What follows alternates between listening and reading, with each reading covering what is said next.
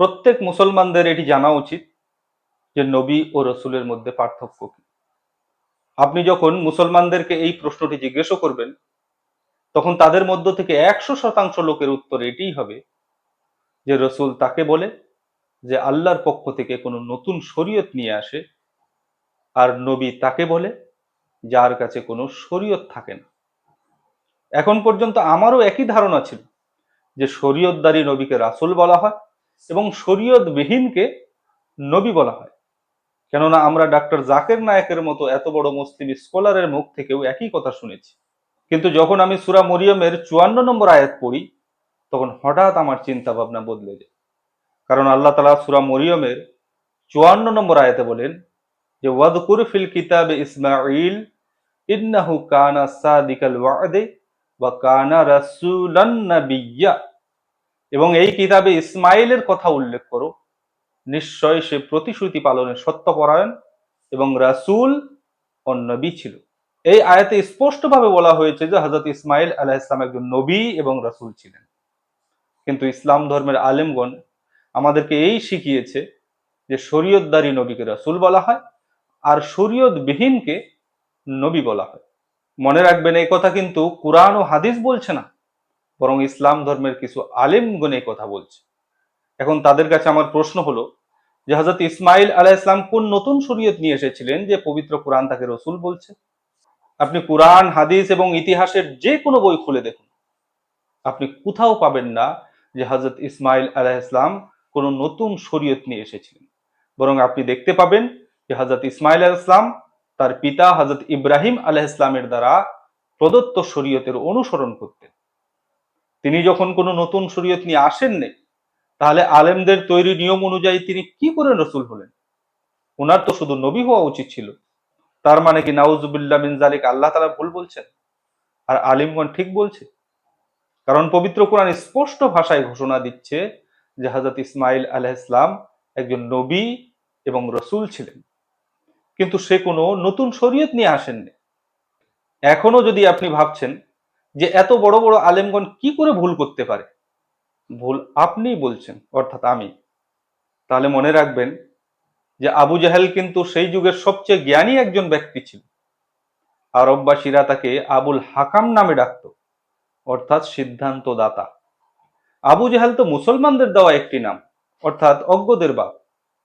তার মানে আপনার হিসাবে আবু জাহেল যা বলতো তা ঠিক ছিল, কেননা সে আরবের সবচেয়ে বিজ্ঞ লোক ছিল।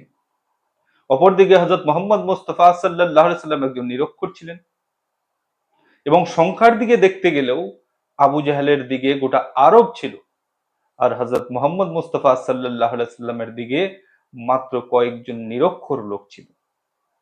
তার মানে আপনার হিসেবে যাদের সংখ্যা বেশি তাদের কথাই ঠিক হবে।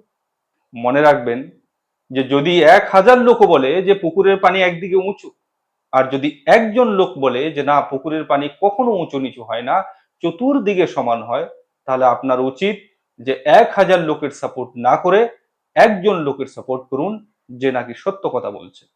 যদি একদিকে বিশ্বের সমস্ত আলেমরাও বলে যে এটি ভুল, আর অপরদিকে যদি পবিত্র কোরআনের মাত্র একটি আয়াত বলে যে এটি সঠিক, তাহলে আমরা ওই আলেমদের কথা কখনো মানব না, বরং পবিত্র কোরআন যা বলছে তাকে সত্য বলে মানব, সে যতই বড় আলেম হোক না কেন।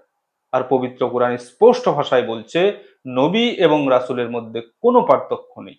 এটি একজন ব্যক্তিরই দুটো নাম, কখনো আল্লাহ তাআলা তাকে নবী বলে ডেকেছেন আর কখনো আল্লাহ তাআলা তাকে রাসূল বলে ডেকেছেন। এখনো যদি আপনি আলেমদের তৈরি এই নিয়মকে সঠিক বলে মনে করেন, তাহলে আমাকে বলুন তো হযরত ইসমাইল আলাইহিস সালাম কোন নতুন শরীয়ত নিয়ে এসেছিলেন? ওনার শরীয়তের নামটা কি ছিল? দেখুন, আমি আপনাদেরকে একটি ছোট্ট কিন্তু অত্যন্ত গভীর কথা বলছি। রাসূলুল্লাহ সাল্লাল্লাহু আলাইহি সাল্লাম বলেছেন, কুল্লুকুম রাইন ওয়া কুল্লুকুম মাসউলুন আন রাইয়াতিহি। অর্থাৎ তোমাদের প্রত্যেকেই রাখাল এবং তোমাদের প্রত্যেককেই তার রাখালত্বের সম্বন্ধে জিজ্ঞেস করা হবে। এটি কোনো সাধারণ কথা নয়, বরং এর ভিতর এক গভীর তত্ত্ব লুকিয়ে আছে। দেখেন, যখন একজন রাখাল হিসাব করে ছাগল ভেড়া নিয়ে সকালবেলা মাঠের দিকে বেরিয়ে যায় এবং যখন সে রাতের বেলায় দুটো ছাগল কম নিয়ে ফিরে আসে, তখন মালিক তাকে জিজ্ঞেস করে যে বাকি দুটো ছাগল কোথায়। সে যদি সঠিক হিসাব না দিতে পারে তাহলে মালিক তাকে বকাবকি করে, গালাগালি করে, এমনকি তার বেতন থেকে সেই ছাগল দুটোর দামও কেটে নেয়। একইভাবে রসুল্লাহ সাল্লাহ সাল্লাম বলছেন যে প্রত্যেক মানুষ এক একজন রাখাল। মহান আল্লাহ তাআলা প্রত্যেকজন মানুষকে বিবেক বুদ্ধি প্রদান করেছেন এবং একে সঠিকভাবে ব্যবহার করা হলো আমাদের প্রত্যেকের দায়িত্ব।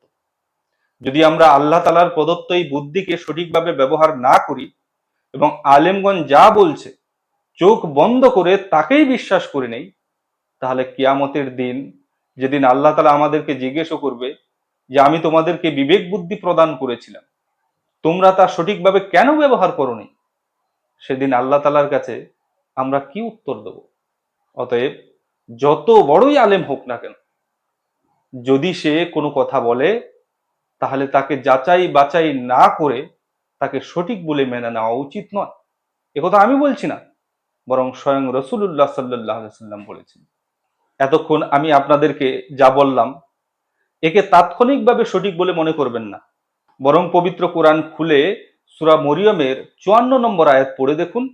যদি আমি সঠিক বলে থাকি তাহলে আপনি আমার কথাগুলো মেনে নেবেন, আর যদি আমি ভুল বলে থাকি তাহলেও আপনি কমেন্ট বক্সে গিয়ে কমেন্ট করে আমাকে জানান যে আপনি পবিত্র কোরআনের যেটি উদ্ধৃতি উপস্থাপন করেছেন, যে আয়াতটি উপস্থাপন করেছেন, এটি ভুল।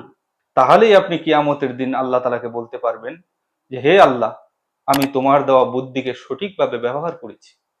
অতএব নিজের মন থেকে এই ধারণাকে মুছে ফেলুন যে নবী ও রসুলের মধ্যে কোনো পার্থক্য রয়েছে, বরং এটি খোদার প্রদত্ত একজন ব্যক্তিরই দুটি ভিন্ন নাম।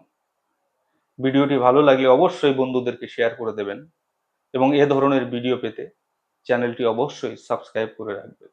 ধন্যবাদ।